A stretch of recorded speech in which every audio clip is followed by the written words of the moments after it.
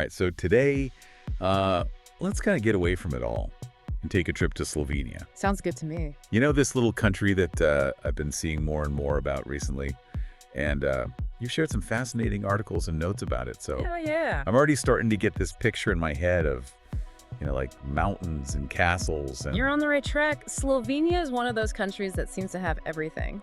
Natural beauty, history, culture, it's even affordable. Okay, stop right there. That's like Yeah, Switzerland, Italy, and Austria all rolled into one, you got it. but like a secret version. Pretty much. Okay, I am hooked. Now, when someone says Slovenia to me, the first thing I think of is Lake Bled. Have you been? Oh, yeah, many times. Is it as magical in person as it looks in photos? With that iconic church on an island and the mountains in the background. It's even more magical in person, believe it or not. And Lake Bled isn't just a pretty picture. Right. The Pletna boats that take people to the island. They've been made the same way by the same families for centuries. The boatmen even have their own guild. Wow. It's like you're stepping back in time when you take a ride on one. I love that. So it's not just about the Insta-worthy shot, it's about the actual experience. Now, I know Bled gets a lot of attention. Rightfully so. But what about Ljubljana, the capital city?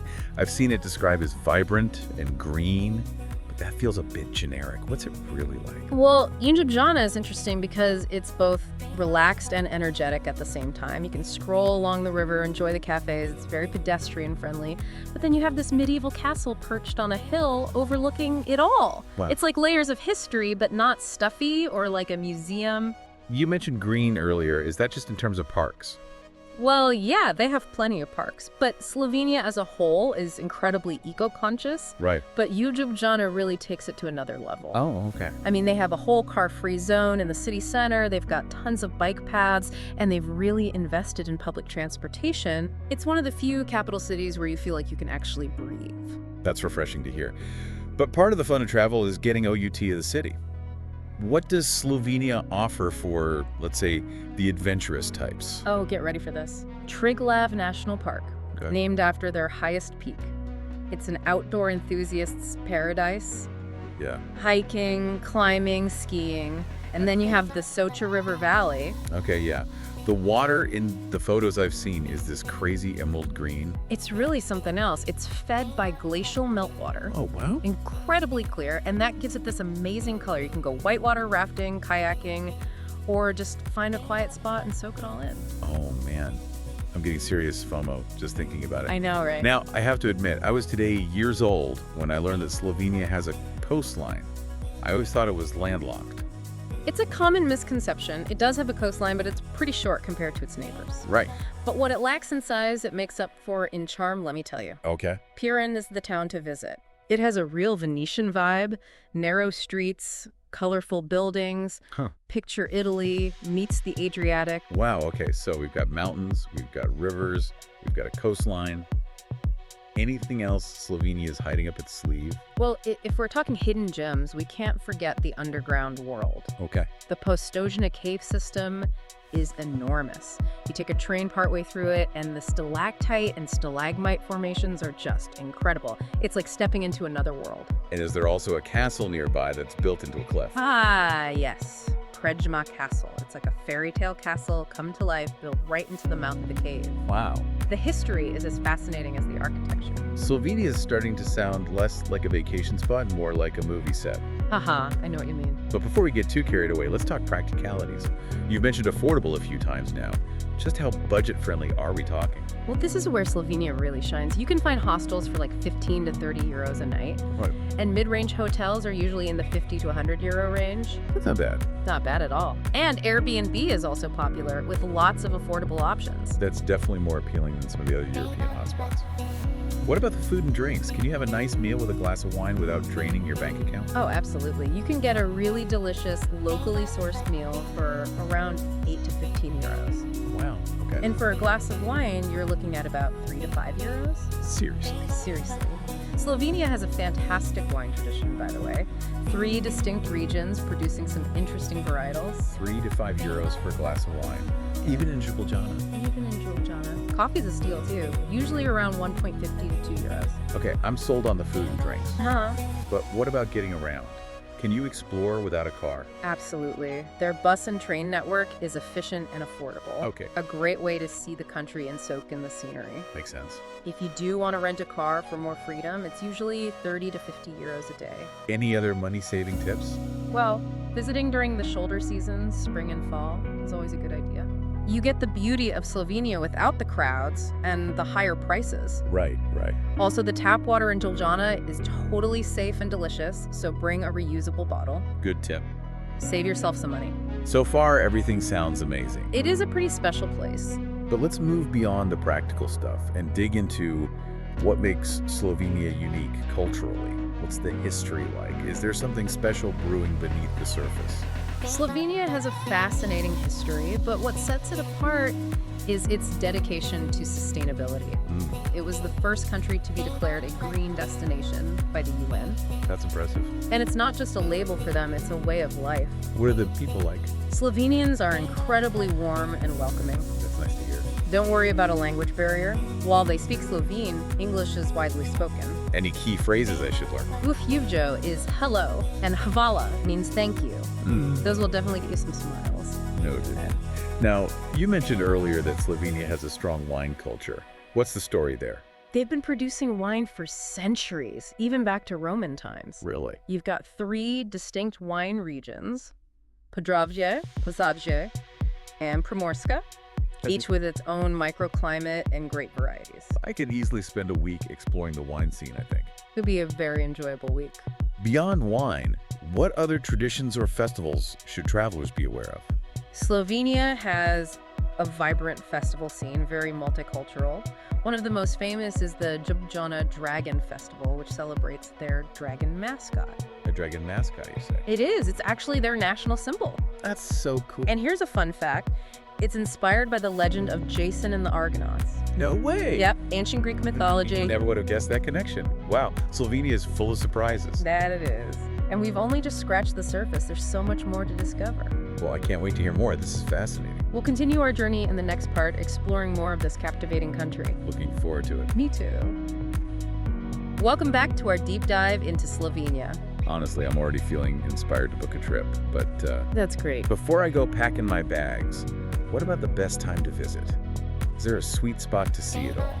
Well, Slovenia is a year-round destination, Okay. but spring and fall are really special. What makes them stand out? You get amazing weather, fewer crowds, and you often get better prices too compared to the peak summer months. So you get the beauty without all the craziness. That's the idea. In spring, the landscape explodes with wildflowers. Nice. And in the fall, the countryside turns shades of gold and red, like a painting. You're really painting a beautiful picture here. It's true. What about getting around once you're there? We talked about public transport and car rentals. Right. But are there any specific routes or anything you would recommend? Their transportation system is great, so getting around is really easy. Okay. If you love scenic train journeys, the route between Ljubljana and Bled is a must-do.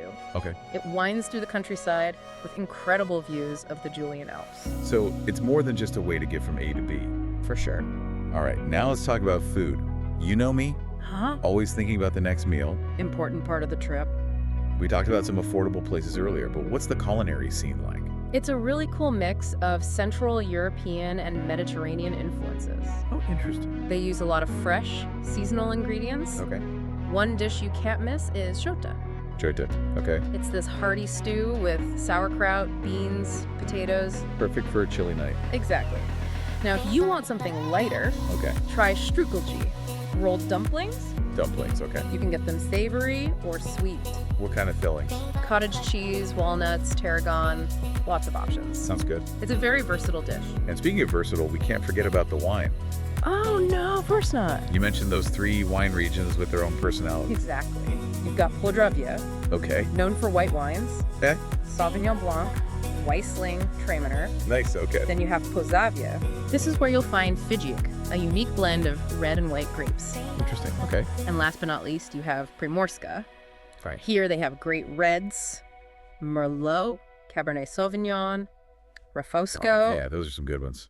Wine tour is officially going on the itinerary. Definitely add that. What about places to stay? We talked about hotels and hostels, but are there any unique options? You know, something that will really let you experience the culture? If you want something truly immersive, think about staying at a tourist farm or a mountain hut. A tourist farm, that sounds cool. Yeah, they're great. Or a mountain hut. Yeah, either one. You get to connect with nature, the local traditions, and enjoy amazing food fresh from the farm. Where can you find these? Mostly in rural areas, especially in the mountains. Okay. It's the perfect escape from the city and a great way to experience Slovenia's natural beauty. All right, I'm sold. Now, what about safety? Is Slovenia safe for travelers? Oh, absolutely. Okay. Very low crime rate. That's reassuring. You can walk around alone, even at night, and feel safe. What about cultural customs or etiquette? Anything travelers should keep in mind? Slovenians are very friendly, but here are a few things to remember. Okay. Greet people with ivdio, that's hello, and when someone helps you, say hvala, that means thank you. Havala. Exactly. Also, it's good manners to take your shoes off when entering someone's home. Good to know. Even though English is widely spoken, learning a few basic Slovene phrases can go a long way. It shows respect and can make your interactions even better. Great point. All right, let's talk souvenirs. What are some unique things that travelers should look out for in Slovenia?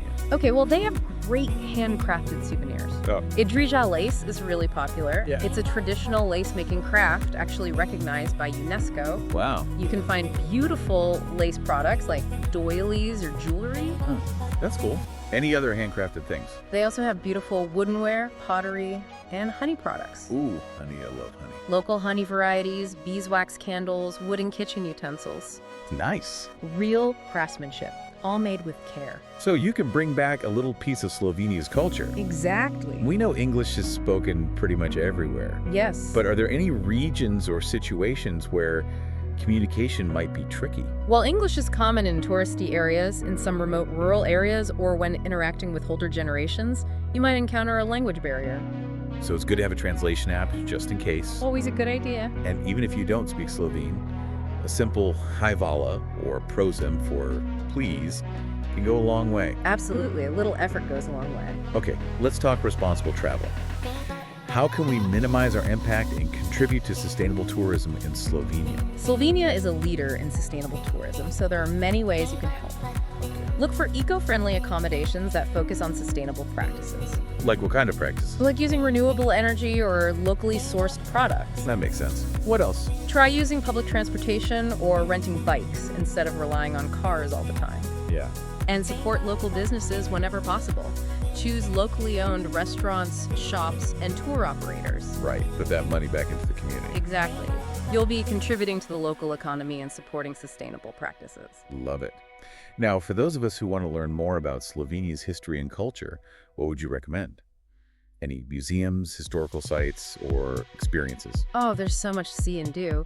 In Ljubljana, check out the National Museum of Slovenia and the City Museum of Ljubljana. Okay, and what about outside the capital? Well, if you want to see some medieval history, visit Celje Castle. Okay, It's one of the largest and best preserved castles in Slovenia. cool. And for a really unique cultural experience, try attending a traditional folk dance performance or visit a local craft workshop. Wow, it sounds like there's no shortage of things to do. Not at all. What about connecting with locals? How can travelers get a sense of their way of life?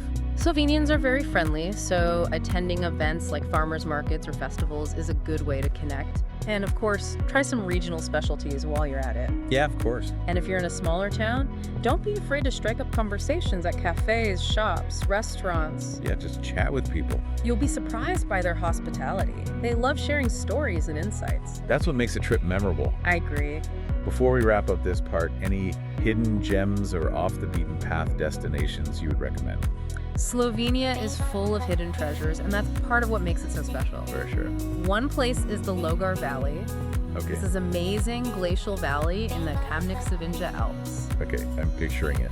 Waterfalls, forests, traditional farmhouses. Wow, that sounds idyllic. It really is. And for wine lovers, there's the Vipava Valley.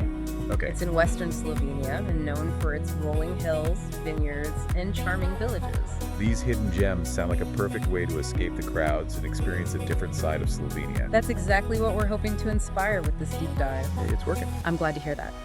Go beyond the typical tourist spots and uncover those hidden treasures. Okay, I'm taking notes. I'm excited for you to experience it. Stay tuned for the final part of our journey. Sounds good. All right, welcome back to our final chapter on Slovenia. Yes, the final chapter. It feels like we've covered so much. Yeah. From mountain peaks to caves, We've been all over. but in the best way possible, you know? Absolutely, and that's what makes Slovenia so special. Yeah. It's a small country, but it's so diverse. You Mm. can experience so much in a short amount of time. It really does feel like you could have an entire trip's worth of adventure in just one day. You definitely could. But before we wrap up, I'm curious. Yeah. What makes Slovenia stand out from other European destinations? That's a good question. Why should someone choose Slovenia for their next vacation? I think it comes down to that unique combination of natural beauty, affordability, Right. and those authentic cultural experiences. Stunning mountains, pristine lakes, charming towns, incredible food, and you don't have to break the bank. And it still feels undiscovered. Yeah, for sure. It's not overrun with tourists, at least not yet. You can experience a peace and quiet that's hard to find elsewhere. Connect with nature, immerse yourself in the culture, and make lasting memories without being overwhelmed by crowds. I think that's a huge draw for travelers these days. It is. People want authenticity, They want something real. and Slovenia seems to offer that in spades.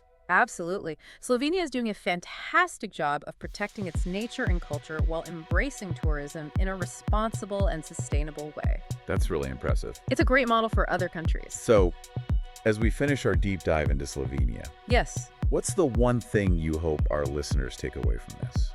What's the essence of Slovenia for you?